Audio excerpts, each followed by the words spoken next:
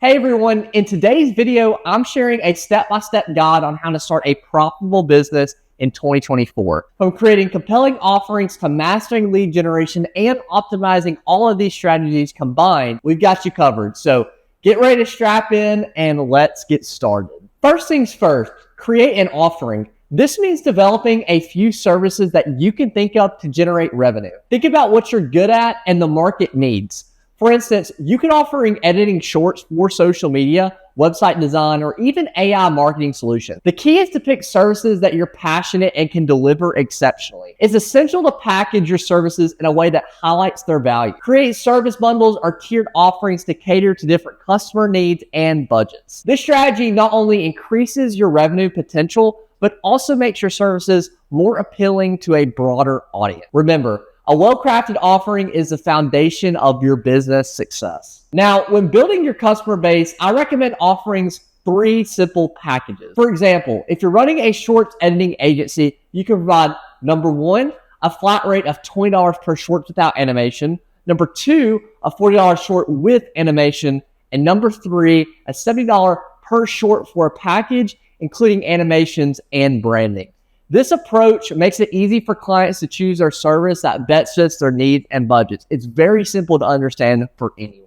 Now, next, you need to identify the customers that are most ideal for your company. Understanding your target audience is crucial before you can sell anything. Ask yourself, who will benefit most from my product or service? Knowing your customer inside out helps you tailor marketing efforts that can boost your chance of making an actual sale. Now, to identify ideal customers, start by creating these detailed buyer personas. This includes things like demographic information, age, gender, income level, maybe mental details, all of that great stuff, interest, values, and then of course, pain points. The more specific you can be, the better. Use market research, surveys, and data analysis to really get a grasp of who you're targeting. Once you kind of thought through your buyer persona and who you can sell to, think about where these potential customers spend their time online. Are they active on social media? Do they visit certain websites or forums? Understanding their online behavior will help you develop a marketing strategy campaigns that will reach them effectively. For example, if your customers are young entrepreneurs, you might focus on platforms like Instagram and LinkedIn to connect with them. Make sure you are considering the challenges and goals of your target audience. What problems are they trying to solve? By aligning your offering with their needs, you'll create a compelling value proposition that resonates with your audience and drives conversions. Now, let's talk about lead generation. Here are some underrated, but in my opinion, extremely effective strategies to use in 2024. So number 1 is cold email campaigns. Personalize your emails to grab attention. Research the prospects you have and tailor each message to address their specific pain point and needs. You catch these lines, provide a value up front, and include a clear call to action. Cold emails, when done right, can open doors to tons of business relationships. Here on YouTube, part of you even watched this video was marketing. I was doing a compelling thumbnail and a title. On emails, you can actually use that subject line to make a really compelling title, and that is the perfect entry to really grasping your audience's attention. If you want a lead list, there's tons out there you can buy for super cheap, or if you want to do it free, you can actually go on Google and check out all the different emails just by doing a quick Google search, searching their company, and then finding that email at the bottom of the page. Now, number 2 is cold calls. You might get really nervous and sweaty thinking about this, and they seem old-fashioned, but they're still highly effective. Prepare a script that highlights the benefits of your services, that addresses common objections. Be confident and personable. Obviously, it's easier said than done. Practice makes perfect. Continue to build rapport, continue to get practice in. Cold calls are really going to help you get in front of business owners. And a lot of people think,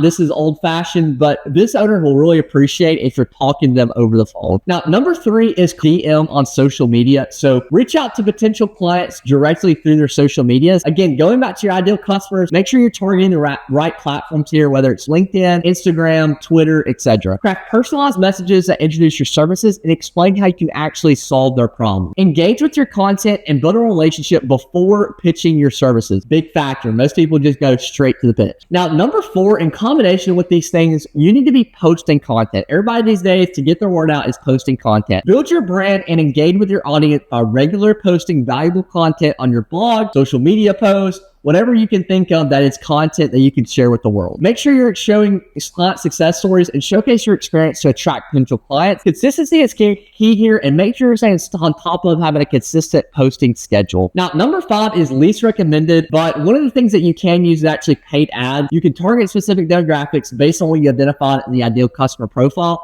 You can obviously use platforms like Google Ads, Facebook Ads, and LinkedIn Ads to create targeted campaigns to drive website and traffic. Now, if you're with different formats here and messaging that resonates with your audience, in my opinion, and you're starting up, do not do this until you have figured out your ideal customer, because in the process, you're still learning everything about potential customers, how to create better packaging, and if you're spending money doing that, you're wasting your money. Now, another really good one in 2024 that I hear a lot about is partnerships. Now, by partnering, you can actually collaborate with other businesses. That gives you access to new markets. Partner with companies, complementary companies, companies that in your niche that can benefit each other. This strategy can really help you tap into a broader customer base and leverage existing relationships to generate leads. Now, again, going back to cold DMing, make sure you're actually providing value and reaching out for these partnerships, not, hey, you can help my business. Show how you can help their business and build a consistent pipeline that way, where you're building a relationship where you both help each other. You might not have the customer base they have, so you maybe can't provide that value, but maybe your product or service solves a really big issue that can help them grow their company. Now, understanding your data is so crucial. On average, you need to break down the numbers. There's 22 working days in a month. On average, you can go Monday through Friday. You can maybe potentially meet with 3 Zoom clients at one time, and maybe you can have a close rate of that about 1 out of 3. Now, understanding your data is going to be the most crucial aspect of all of this. This is how you track if you're actually being successful. So is it just a quick mental thing that I do, that there's 22 working days in a month. On average, you can do about 3 meetings a day, Monday through Friday, and analyze, let's say 1 out of 3 of those close per day. Analyze why that is. Analyze why some are working,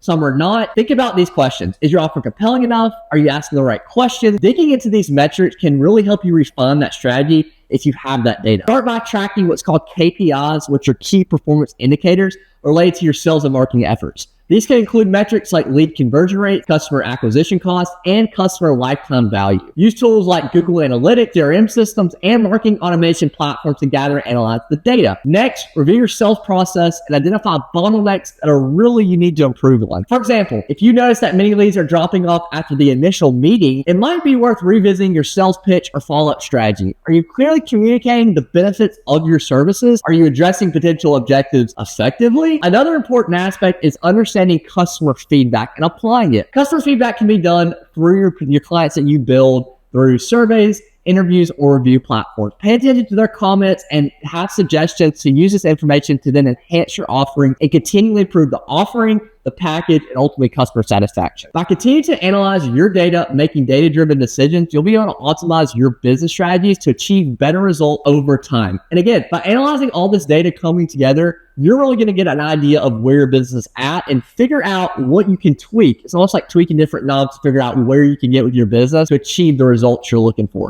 If you're not getting enough leads, find out how to get more leads, whether that's through buying the leads, reaching out to more customers. If you're getting the leads and they're falling through, tweak that. Everything is tweaking here. And of course, testing and optimizing this strategy is super important. Try different approaches early on and measure their effectiveness, especially when starting a business. Are you getting more meetings? Great. Are you closing more deals? Even better. Each improvement translates to more revenue as you go through this business process. Keep testing and refining until you figure out what works. Now, start by setting clear goals for each strategy you implement. For example, if you're testing a new email campaign that we talked about earlier, define what a success rate looks like. Is it higher open rate? Is it more replies? Is it more conversions? Having specific goals will help you measure the effectiveness of your efforts. Use A/B testing to compare different versions of your marketing materials, such as email subject lines and copy or landing pages. Test.